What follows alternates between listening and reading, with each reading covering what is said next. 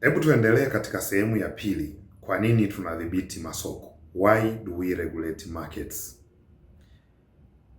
Utasema masoko ni masoko ya bidhaa za nyanya, mbao na nini, lakini usafirishaji ni biashara. Usafirishaji ni biashara, biashara ambayo ina maslahi ya umma, na ndio maana usafirishaji ni katika shughuli chache za serikali ambazo serikali ina maslahi makubwa. Shughuli za usafirishaji ndiyo msingi wa uchumi au mgongo wa uchumi. Zinaposimama, nchi haiwezi kwenda. Kwa hiyo biashara ya usafirishaji haiwezi kuachiwa huru kila mtu akafanya vile anavyoweza yeye kufanya bila kuangaliwa kwa karibu, bila kudhibitiwa. Na ndiyo maana kuna mamlaka kama Land Transport Regulatory Authority. Kuna vitu vingi sana vya kudhibitiwa, sio usalama barabarani tu. Dhana ya udhibiti wa usafiri ni pana kuliko dhana ya usalama barabarani, japokuwa ndani yake kuna dhana ya usalama. Tukiangalia, nakupa mfano tu wa Benki Kuu ya Tanzania. Biashara ya mabenki zamani ilikuwa inafanywa na serikali tu. Baada ya soko huria, tuna benki zaidi ya 40 katika nchi yetu.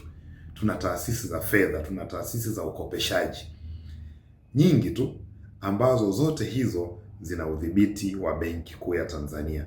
Benki Kuu ya Tanzania anadhibiti uanzishwaji wake, mtaji wake, watu wanaoajiriwa kwenye hiyo wawe na sifa zipi, na anaidhinisha pia. Lakini pia ukimwangalia Benki Kuu ana power kubwa sana, anaweza hata kuchagua au kukataa nani asiwe CEO wa hiyo taasisi ya fedha. Mwangalie TCRA, anadhibiti sio tu uanzishwaji wa vyombo vya habari, lakini pia anadhibiti maudhui yanayotolewa na hivyo vyombo vya habari. Lakini pia anadhibiti nani anafanya kazi kwenye vyombo vya habari, watangazaji, kwa mfano waandishi wa habari wanaofanya kwenye vituo ambavyo vinadhibitiwa na TCRA.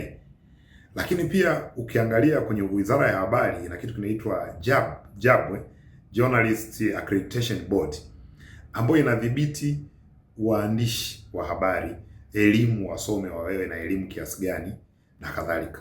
Lakini ukiangalia kama TIRA, ambayo ni mamlaka ya bima, sio tu inadhibiti uanzishwaji wa biashara ya bima, kwamba unataka kuanzisha broker, unataka kuanzisha agents, unataka kuanzisha kampuni ya bima, lakini pia nani anafanya. Kwa mfano, kwenye kampuni za bima huwezi kufanya kazi kama hauna maarifa ya chini kabisa ya insurance yanayoitwa COP. Upate cheti kinachoitwa COP, Certificate of Insurance Professions, ndio unaruhusiwa. Yaani wewe usome, uwe mhandisi, uwe nani, ndio utaruhusiwa kufanya kazi kwenye soko la bima. Ukiangalia TASAC, ambayo ni mamlaka inadhibiti usafiri wa baharini, na yenyewe inadhibiti watu wa huduma wale wenye meli zile, lakini pia manahodha wale ambao wanakuwa wamesoma DMI, lakini lazima waje wafanye mitihani TASAC, lazima wathibitishwe ili mienendo yao iweze kuendana na soko.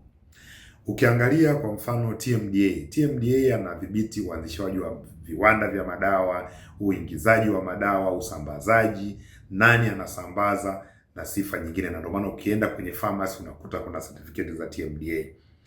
OSHA ni mamlaka nyingine, anadhibiti usalama na afya mahali pa kazi, kuhakikisha kwamba wafanyakazi wanakuwa salama, lakini vile vile waajiri wanazingatia standard fulani ambazo zinakuwa zimewekwa na sheria. Ukimwangalia PPRA kwenye upande wa manunuzi, ukiacha kwamba kule kuna bodi ambayo inadhibiti wale wanunuzi, wale watendaji kwenye hiyo sekta, lakini pia PPRA anadhibiti ile conduct, namna gani procurement process au taratibu za manunuzi zinafanywa.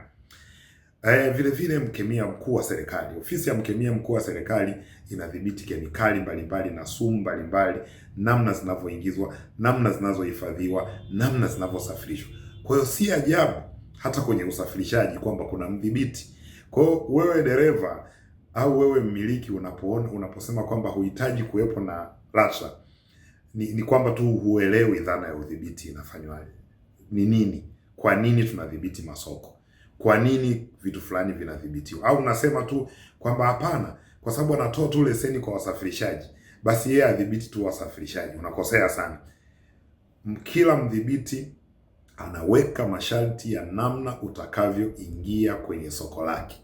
Soko la usafirishaji linadhibitiwa na Mamlaka ya Usafiri Ardhini LATRA, na ndio inayoweka kanuni na taratibu na masharti ya utoaji leseni, na kila anayeingia kwenye hilo soko acheze vipi, kwa wakati gani apige filimbi kwamba ni faulo, wakati gani sio faulo. Kwa nadhani utakuwa umepata picha.